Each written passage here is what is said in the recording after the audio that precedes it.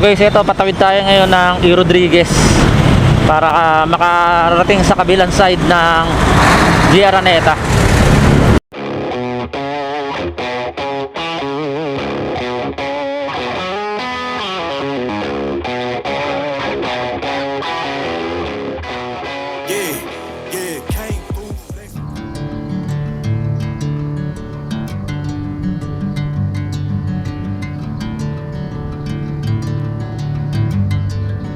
Yan guys, andito nga pala tayo sa loob ng isang subdivision dito sa Quezon City na kung saan ay marami kang makikita na abandonadong bahay tulad nitong nasa likod natin. Ayan, kung nakikita nyo yan, abandonado yan. Bali taon na rin na pumapasok ako rito sa subdivision na to at ni minsan ay wala akong nakitang lumabas o pumasok na kotse sa bahay na ito. So ngayon guys, lalabas tayo rito sa subdivision na to, itong Talayan Village.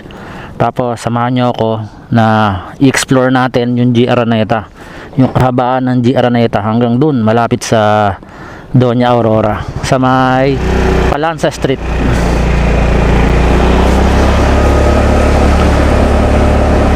Kumbaga, so guys, kasi napakasarap ng dumaan dito sa may G. Araneta, lalong lalo na kapag nasa ilalim ka na ng flyover. Kahit maulan, kahit mainit, nasisilungan ka niya guys gawa ng skyway. So samahan nyo ako guys pagkalabas natin at simulan natin ang exploration dito sa G. Araneta.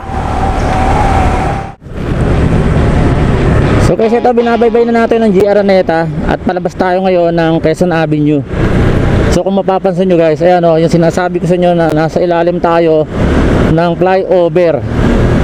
So kahit na umambun siya, kahit na umulan, umaraw, makakasilong ka kapag dito ka dumaan. Ang problema nga lang, pag sobrang lakas ng ulan, bumabaha dito sa lugar na to.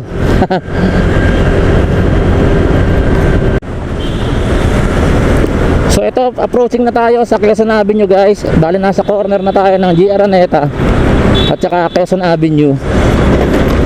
So ito yung papunta ng Timog, papunta ng EDSA, at ito naman ay papunta ng Maynila. So ito nga pala yung Sanctuarium. Ayan. At malapit na rin tayo dito sa so yan ang Skyway Stage 3. Ito ang mga entrance nila. Marami ng mga channel dito na pwedeng pasukan, papasok ng Skyway guys.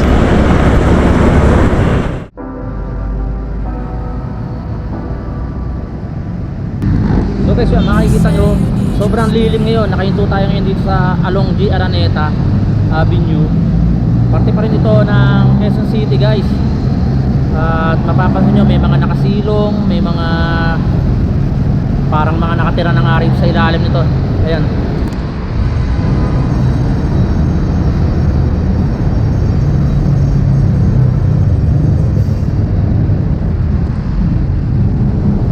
So guys, itong yung G. Araneta nga pala nito, pwede ka magsimula rin sa may A. Bonifacio, tapos matatapos siya hanggang End Domingo dito sa may San Juan.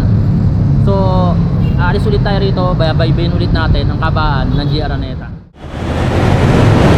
So guys, yung kanina, yung dinaanan natin ay Quezon Avenue. Ngayon, approaching naman tayo dito sa E. Rodriguez. Papunta naman ngayon to ng Doña Aurora. Tapos yung tunod na tawid nyon sa Aurora Boulevard and then End Domingo. Sobrang haba nito guys, itong G. Araneta nito. Pero dahil sa ginawa nilang skyway na yan, medyo lumuwag ang kalsada dahil imbis na dumaan yung mga sasakyan dito sa baba, gumagamit na sila ng skyway.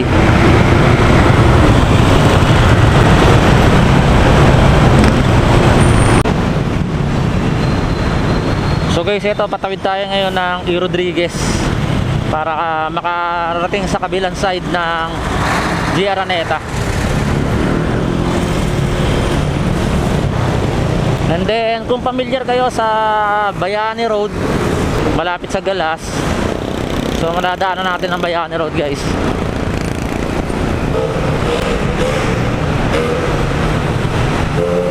Tapos ang kabilang side niyan, diyan ako kumuha dati ng TESDA certificate. So So nakalagpas na tayo ng E. Rodriguez, and then ang susunod na kalye na to na main road ay Aurora Boulevard guys.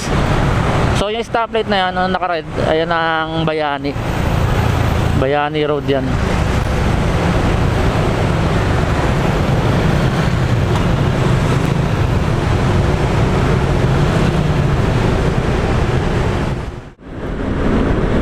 So guys, sobrang haba talaga, pero ngayon kakanan muna tayo dito sa may Palanza Street at may pupuntahan tayo saglit. Eksaktong alas 12 na rin.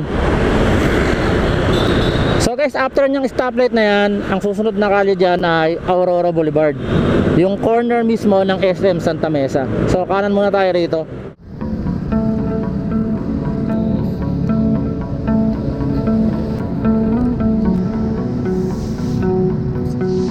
So guys, kahapon di na tayo nakapag-vlog gawa na biglang lumakas ang ulan nung paglabas natin sa opisina.